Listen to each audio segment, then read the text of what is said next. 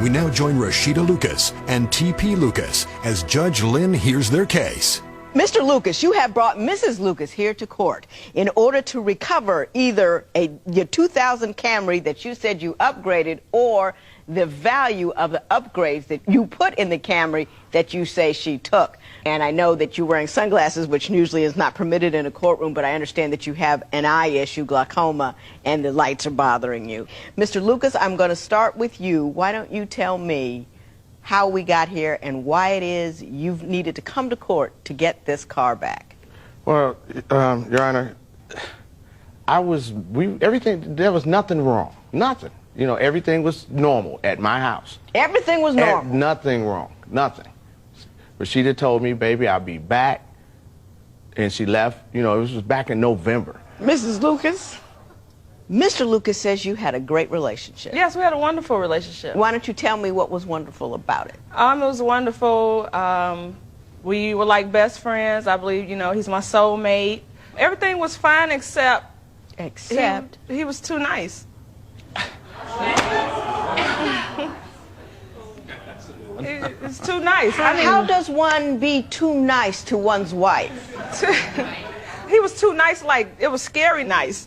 You know, it was like, you know the people it was like stalkerish nice, like you too nice, it's too good. Give me an example, because I cannot conceive of the world that you have structured for me here. Right, I mean, you know, too nice, like he would say, I love you, and it was like, I was like, okay, I was waiting for the punch, when you gonna kick me? It's scary. Some people just, you know, you could be nice, but you could be Lucas, too nice. You're gonna have to do better than that. He told you he loved you, and this was a problem. You put up your hands like, when is the punch going to come? You've been married for 5 years. Has he punched you yet? No. No, he's a wonderful man. He doesn't punch you. He's a wonderful man. Yes, I'm just not used So to the that. I love you is too much for you. It's not too much, but you don't have to tell me like twice a week.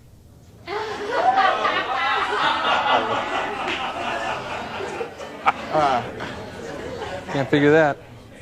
So if I found you a brother that would run around on you, call your names, and smack you upside the head, you'd be in heaven.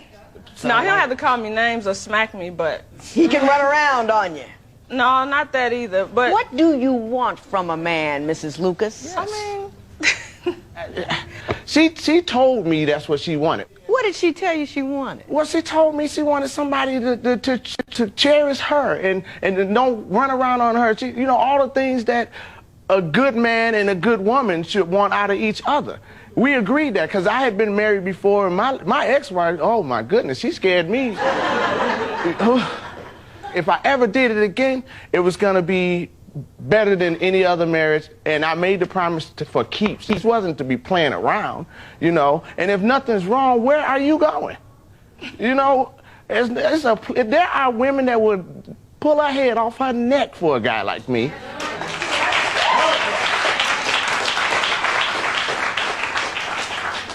I'm going to ask you one more time. He made me gain weight. Okay, how did he make you gain weight? Because, I mean, now the man can cook, brother can throw down. But he cooked 4-course meals for breakfast, lunch, dinner. 2 o'clock in the morning, if I was hungry, he wouldn't fix me a sandwich. This man would make a whole meatloaf, potatoes, a gravy, vegetables, a big stupid cup of Kool-Aid. I go to sleep right on that. To get up in the morning, he done fix French toast, pancakes, grits, biscuits. So now I'm laying on food on top of the food I just laid on a couple of hours ago. So your complaint is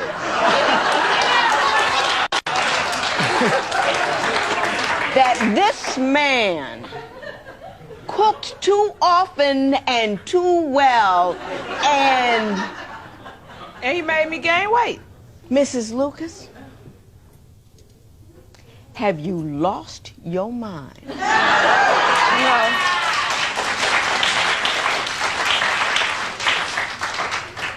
I have women coming in here whose men are leaving them because they got too heavy. You got heavy based on his...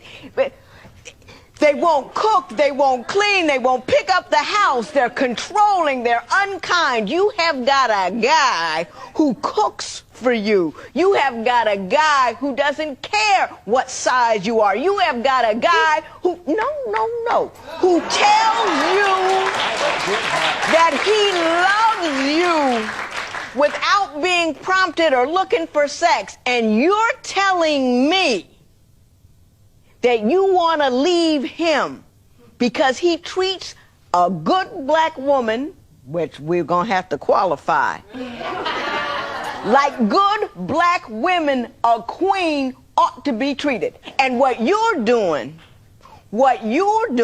is taking I am a self-centered individual, and I don't appreciate what a man has brought to my table, so I'm going to make up some stupid reason to say what it is stupid. And I very rarely say that about anybody. Do I, Joe? I don't say things are stupid. Very rarely, because people have odd points of view. That's okay. But that's stupid. You need to grow up, Mrs. Lucas.